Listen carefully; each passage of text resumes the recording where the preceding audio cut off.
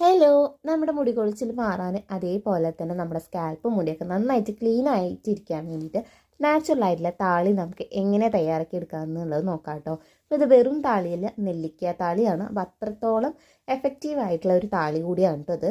അപ്പോൾ ഇതിനായിട്ട് നമുക്ക് വേണ്ടത് നെല്ലിക്ക, ചെമ്പരത്തിപ്പൂവ്, ചെമ്പരത്തിപ്പൂവിൻ്റെ ഇല, അതേപോലെ തന്നെ ആര്യവേപ്പില. ഇതെല്ലാം നന്നായിട്ടൊന്ന് കഴുകി വൃത്തിയാക്കി എടുക്കുക. അതിന് ശേഷം ഒരു മിക്സിയുടെ ജാറിലേക്ക് ഇതേപോലെ ഇട്ട് കൊടുക്കുക. നെല്ലിക്ക ഇതുപോലെ ചെറിയ കഷ്ണങ്ങളാക്കിയിട്ടൊന്ന് അരിഞ്ഞും കൂടി എടുക്കുക കേട്ടോ.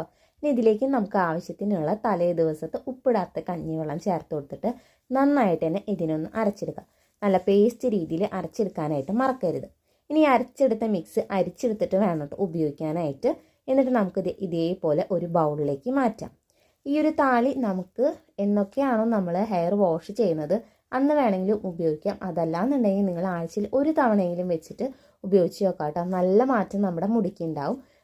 ഇത് നമുക്ക് എങ്ങനെ ഉപയോഗിക്കേണ്ടതെന്ന് നോക്കാം. അപ്പോൾ ആദ്യം തന്നെ മുടിയിലെ ജട എന്തെങ്കിലുമൊക്കെ ഉണ്ടെങ്കിൽ ഇതേപോലെ കൈ ഉപയോഗിച്ചിട്ട് പിന്നീട് ചീർപ്പ് ഉപയോഗിച്ചിട്ടൊക്കെ നന്നായിട്ട് മുടിയിലെ കെട്ടൊക്കെ കളയുക. അതിനുശേഷം ഏത് ഹെയർ ഓയിലാണോ നിങ്ങൾ ഉപയോഗിക്കുന്നത് അത് നമ്മുടെ സ്കാൽപ്പിലും അതേപോലെ തന്നെ മുടിയുടെ ലെങ്ത്തിലൊക്കെ ഒന്ന് കുറച്ച് തേച്ച് കൊടുക്കുക. എന്നിട്ടൊരു 10 മിനിറ്റ് നേരം എണ്ണ പിടിക്കാനായിട്ട് വെക്കണം കേട്ടോ.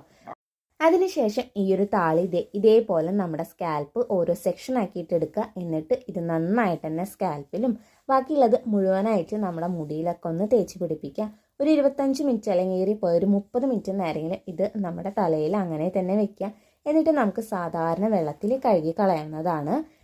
നന്നായിട്ട് നമ്മുടെ സ്കാൽപ്പ് മുടിയൊക്കെ വൃത്തിയാക്കാൻ വേണ്ടിയിട്ടും മുടിയുടെ ടെക്സ്ചറൊക്കെ ഒന്ന് മാറ്റാൻ വേണ്ടിയിട്ട് ചെമ്പരത്തിപ്പൂവും ചെമ്പരത്തിയുടെ ഇലയും ചേർത്തത് കൊണ്ട് തന്നെ നമ്മുടെ മുടിയുടെ ടെക്സ്ചറൊക്കെ നന്നായിട്ടൊന്ന് മാറ്റിയെടുക്കാനായിട്ട് സഹായിക്കും കേട്ടോ.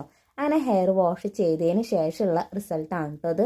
നന്നായിട്ട് തന്നെ നമ്മൾ തേച്ച് കൊടുത്ത ഓയിലൊക്കെ പോയിട്ടുണ്ട്. അതേപോലെ തന്നെ മുടി ഒരു സ്മൂത്ത് ആൻഡ് സിൽക്കി ആയിട്ടൊക്കെ തന്നെയായിട്ടൊക്കെ എടുക്കുന്നത്. അപ്പം നിങ്ങളും ഇതെന്തായാലും ഒന്ന് ട്രൈ ചെയ്ത് നോക്കി നോക്കുക.